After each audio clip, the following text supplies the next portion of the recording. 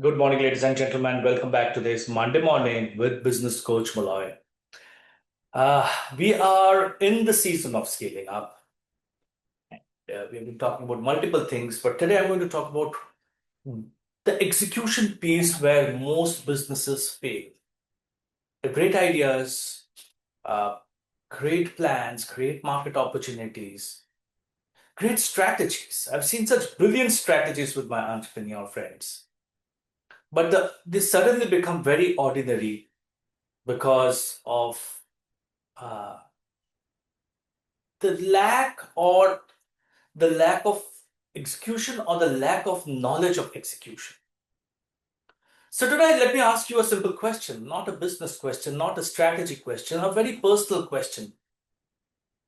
How many of you have ever gone home after a long day at work feeling mentally exhausted? Not because you worked hard, not because you spent the entire day following up, but just think about it. You started the morning reviewing pending issues, then you reminded someone about a customer proposal, you checked on an important order, you checked on collections, then one meeting, then another discussion, then another follow up, and finally, late in the evening, you sat back in your chair and wondered, I have worked the whole day, but why does it feel that I haven't moved the business forward? There's one sentence I hear almost every week. Different cities, different industries, different entrepreneurs, different businesses. And it all begins like this: Malay, I don't understand. My people are good, they are sincere, they work hard.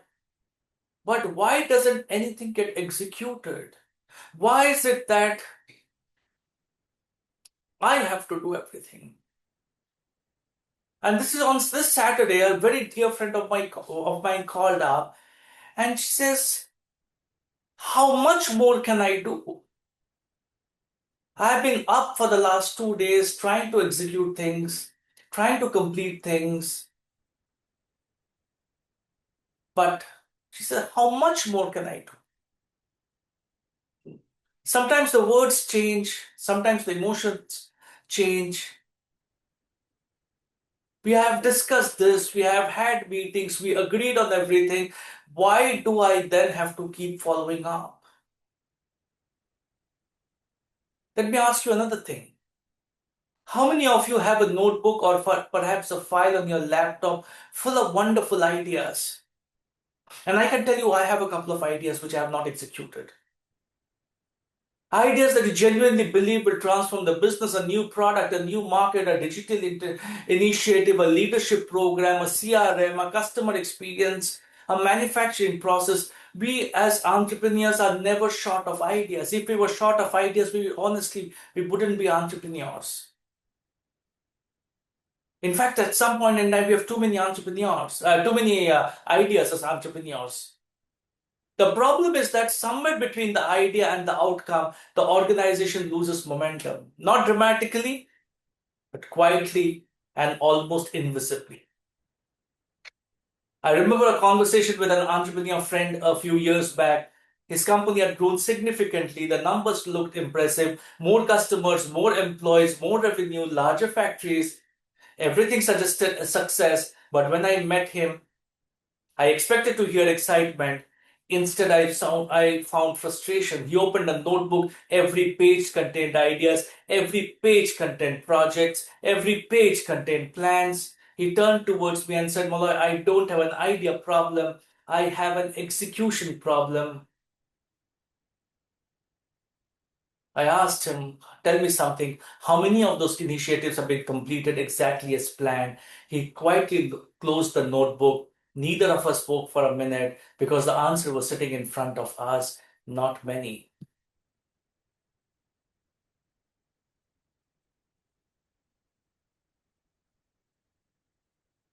Business is no different from a plumbing exercise or a building construction exercise. When my entrepreneurs say my team is not executing, I often find myself asking a very different question. Are you sure your organization is absolutely clear about what execution actually means? Because clarity is one of those most misunderstood words in business. We assume that Because we have explained something, people have understood it. And because people have understood it, they will execute it. Over the years, I've seen something very, very fascinating. Entrepreneurs communicate through vision, employees listen through responsibility. Let me explain that. When an entrepreneur says we have to improve customer experience, an entrepreneur sees a future, a reputation, a brand, a competitive advantage.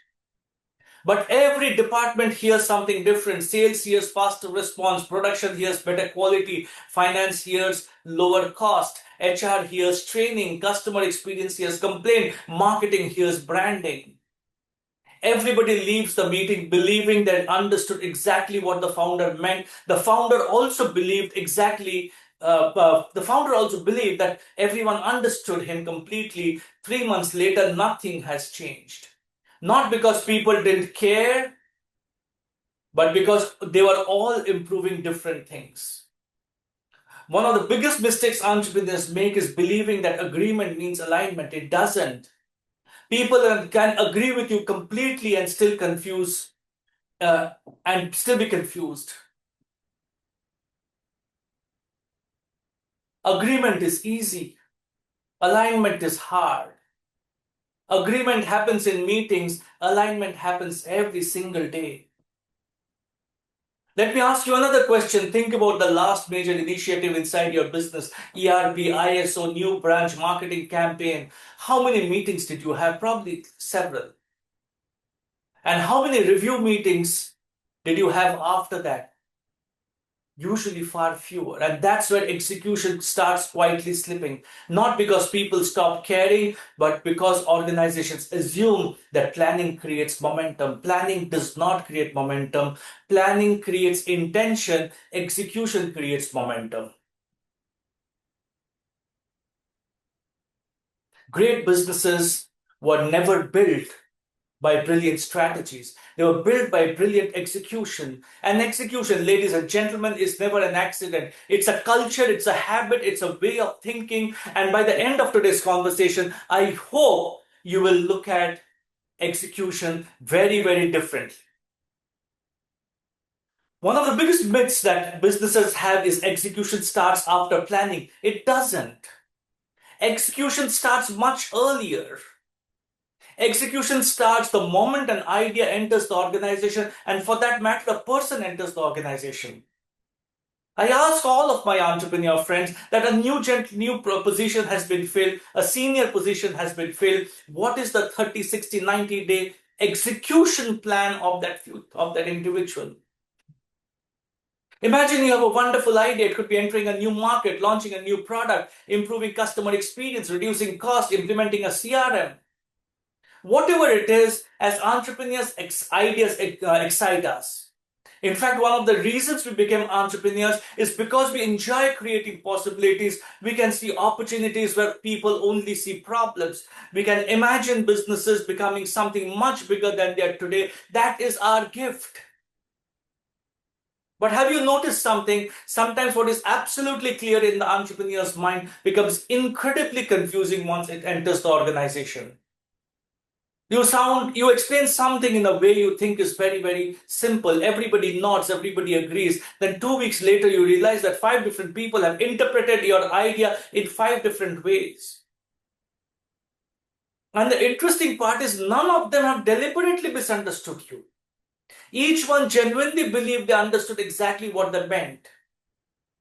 Now think about that. How can intelligent people hear exactly the same conversation and walk away with completely different understandings? This question fascinated me for years. And after coaching hundreds of entrepreneurs, I realized something. Entrepreneurs communicate from context. Employees listen from experience. And these are completely two different worlds.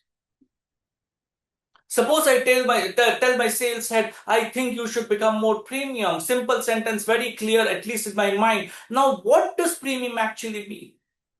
For one person, it could be increasing pricing. The other person, it could be improving packaging. The third, it could be improving customer service. Finance starts looking at costs. Marketing department starts redesigning brochures. Sales starts increasing quotations. Operations wonder whether quality specifications have changed. Everyone is working. Everyone is sincere. Everybody believes they're supporting the vision. Yet 6 months later, the founder says, I don't think anybody understood what I meant. Incorrect. People understood. They only understood it differently, and that's why execution breaks long before the work starts. Have you noticed how uh, difficult conversations in an organization are becoming challenging? When a company had 10 people, you could walk across the office, clarify something, answer a question, correct a misunderstanding. Now imagine a company with 200 employees, 3 locations, 4 business verticals, 5 reporting levels. Can the founder still personally clarify everything? It's impossible. Which means something else must replace proximity, and that something is clarity. One of the things I often ask entrepreneurs during a coaching session, tell me your 3 biggest priorities for this quarter. Usually they answer them immediately. Then I ask them another question. If I ask all your senior level managers the same question separately, will I get the same 3 answers? The silence tells it all. Let me also tell you something that I've observed. Most organizations don't suffer from lack of effort. They suffer from competing priorities. Everyone is busy. Then why doesn't organizations move faster? Because being busy is not the same as moving together. Think about an orchestra, 50 musicians, each one of them incredibly talented. But if one musician starts playing according to his or her own rhythm, what happens? It is no longer music, it is noise. Let me ask you another thing. When was the last time your leadership team spent 2 hours discussing only one question? What is the single most important outcome this organization must achieve over the next 90 days? One thing, not 10 priorities, only one. Because one of the greatest enemies of execution is priority overload. Everything becomes important, and when everything is important, nothing receives extraordinary attention. I remember coaching an entrepreneur whose company had 40 strategic initiatives running simultaneously. 40, ladies and gentlemen. Digital transformation, leadership development, new ERP, marketing expansion, etc., etc., etc. When I asked him which one of them is the most important, he smiled and said, they are all important. I said, exactly. That's why none of them are moving fast. Entrepreneurs love opportunity. That's one of their greatest strengths. But scaling requires something more difficult than creating opportunities. It requires choosing. And choosing means learning to say no, not because the idea is bad, but the timing matters.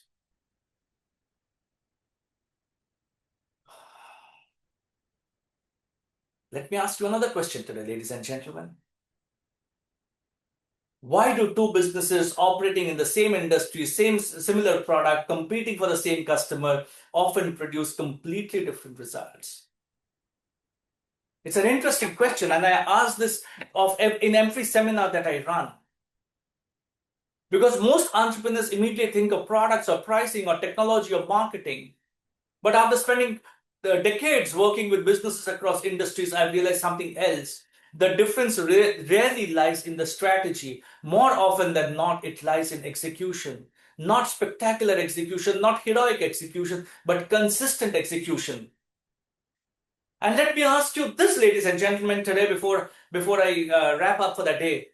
How many of us spend, and it could be you as an entrepreneur or your leadership team, how many of us spend at least 2 hours before the Monday starts? It could be on a Saturday, it could be on a Sunday, planning the next week. How many of us have a written down to-do list that I need to achieve? Yes, some of those things can get postponed into the next week, and that's okay. But do we have it as a documented plan?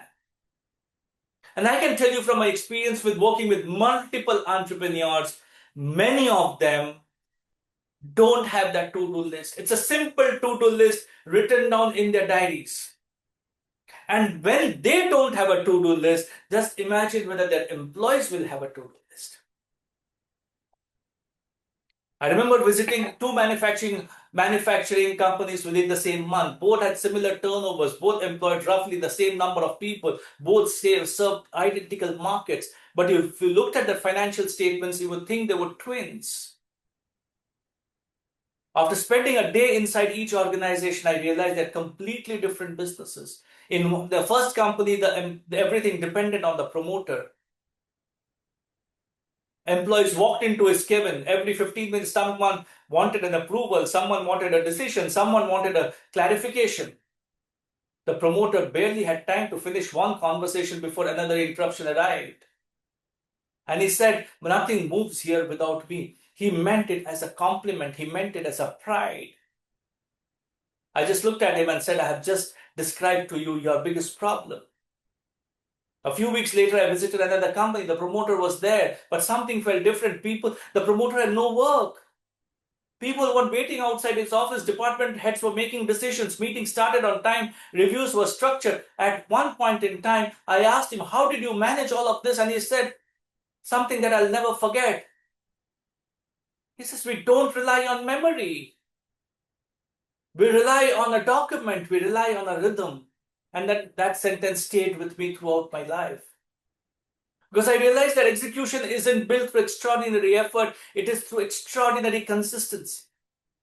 One of the biggest mistakes I see entrepreneurs making is confusing motivation with discipline. We organize annual conferences, we invite motivational speakers, we launch new initiatives, everyone leaves energized, but after a week, the reality returns. Emails pile up, customers demand attention, production appears, etc., etc., etc. Excitement is always temporary. Systems are permanent. Great businesses depend on motivation, but they depend on motivation to execute. I often tell leadership teams across the clients that I work with, meetings should never end with a discussion. Meetings should end with a decision. And every decision only has 4 questions, not 40, just 4. Who owns it? Not who will help, not who will participate. Ownership, one name, one person. Because shared ownership often becomes no ownership. By when? Not soon, not as early as possible, not next month, a date. And how will we know we have succeeded? Because if success is never defined, every person believes they have done a good job. Let me ask you a difficult question today before we wrap up. How many projects inside your business are still work in progress? Think about it. New software implementation, the sales process redesign, the recruitment initiative, the plant improvement, etc., etc. I have noticed something very, very fascinating over the multiple years that have been around. Businesses don't fail because they started the wrong initiatives. They fail because they started with too many initiatives. Entrepreneurs love beginnings, they are creators, they are builders. We love possibilities. The difficult part isn't starting, the difficult part is finishing. And organizations become known by not what they start, but by what they completely complete. Before I move on to the final part of today's conversation, I want you to think about something. Imagine your organization 1 year from today. Nothing changes. You continue operating exactly as you're today. The same meetings, the same follow-ups, the same delays, the same unfinished initiatives. How will the business look like? Now imagine another possibility. Not that people become smarter, not that people become harder, but that execution improves only by 20%. Only 20%. Projects finish on time, decisions may move faster, people take ownership. Can you imagine the difference this would have made? Because scaling doesn't require a revolutionary strategy. Sometimes it just requires an organization that constantly does what it already knows it should do. And that, ladies and gentlemen, is truly where scalable businesses begin. Today, I want to leave behind a thought that has stayed with me for many years. People often ask me, Moloy, what is the biggest difference between an entrepreneur who builds a successful business and one who builds a successful organization? Ladies and gentlemen, notice the words. A successful business and a great organization, they are not the same thing.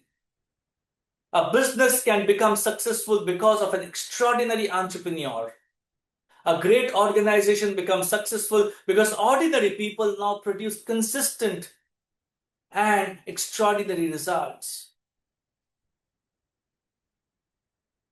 Many years ago, I had visited a manufacturing company for the first time. I was waiting at the reception when I noticed something interesting. The promoter hadn't arrived, the factory was already alive, production had started, people knew exactly what they were doing, dispatches had begun.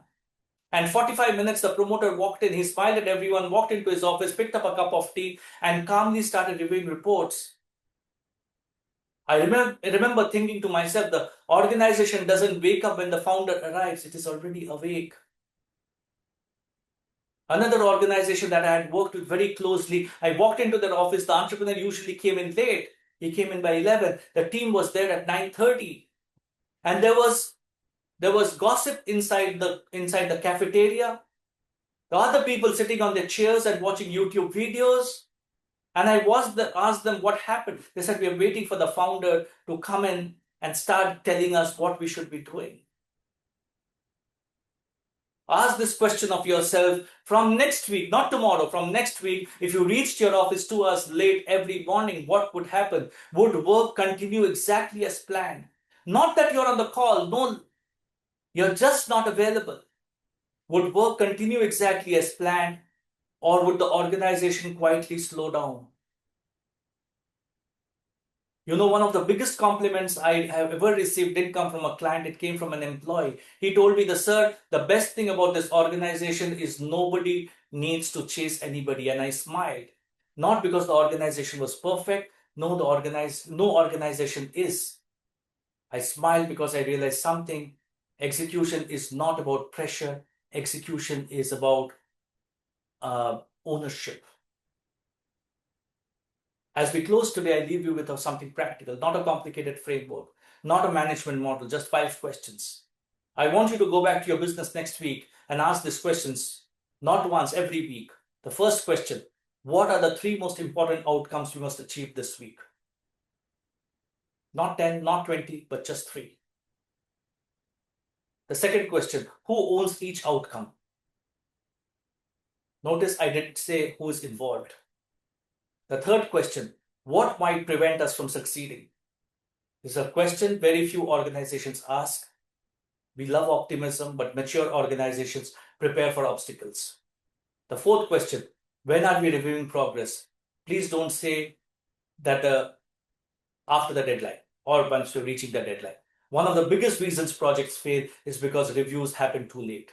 And finally, fifth, and a question I believe every entrepreneur should ask every Friday evening, what did we learn this week? Not who made a mistake, not whom we should blame, but what did we learn? Because organizations that learn quickly improve quickly. You know, after many years of coaching, I realized something that completely changed my own thinking.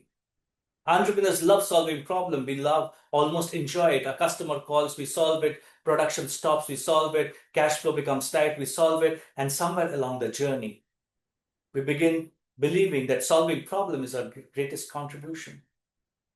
In today's day and age, I don't think it is anymore. I don't think the greatest contribution a founder can make is building an organization where the same problems don't keep returning.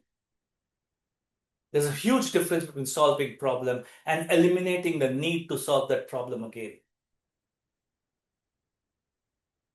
I would like to leave behind one final reflection.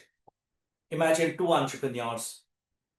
Both work 14 hours a day. Both are intelligent. Both care deeply about their business. One spends 14 hours making a decision. The other spends those 14 hours building people. 5 years later, which business will be stronger?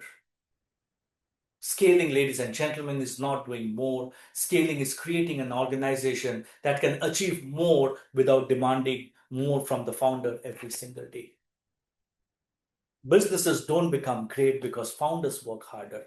Businesses become great when execution becomes a habit that no longer depends on the founders presents.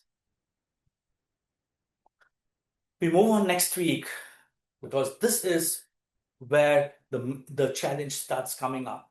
Because this is where the founder has to start letting go. And that's where the emotional exhaustion of leadership will come in. Why successful entrepreneurs sometimes feel more tired than they did when they were struggling.